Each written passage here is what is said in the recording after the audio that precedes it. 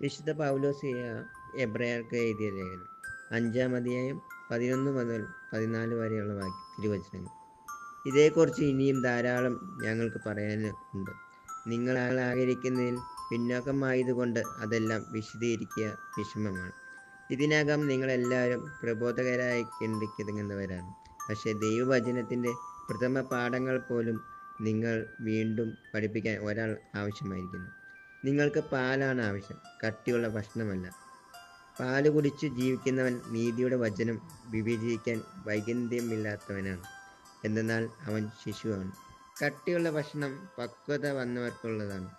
അവർ തങ്ങളുടെ ശക്തി വിശേഷങ്ങളുടെ പരിശീലനത്താൽ നിർമ്മിതന്മകളെ വിവേചിച്ചറിയാൻ കഴിവുള്ളവരാണ്.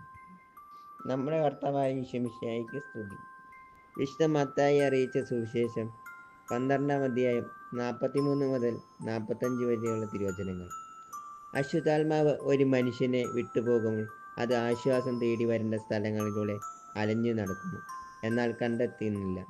അപ്പോൾ അത് പറയുന്നു, ഞാൻ ഇറങ്ങിപ്പോന എൻ്റെ ഭവനത്തിലേക്ക് തിരിച്ചു ചെല്ലും. അത് മടങ്ങി വരുമ്പോൾ ആ സ്ഥലം ആളൊഴിഞ്ഞും അടിച്ചുവാരി സജ്ജീകരിക്കപ്പെട്ടും കാണുന്നു. അപ്പോൾ അത് പുറപ്പെട്ടു ചെന്ന് തന്നെക്കാൾ ദുഷ്ടരായ 7 ആത്മാക്കളോടുകൂടി തന്നോടൊത്ത് കൊണ്ടുവരികയും അവിടെ പ്രവേശിച്ച് വാസമൊരുക്കുകയും ചെയ്യുന്നു.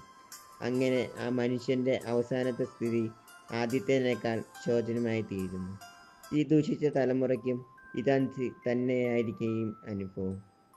നമ്മുടെ കർത്താവായ ഈശോ മിശിഹായ്ക്ക് സ്തുതി.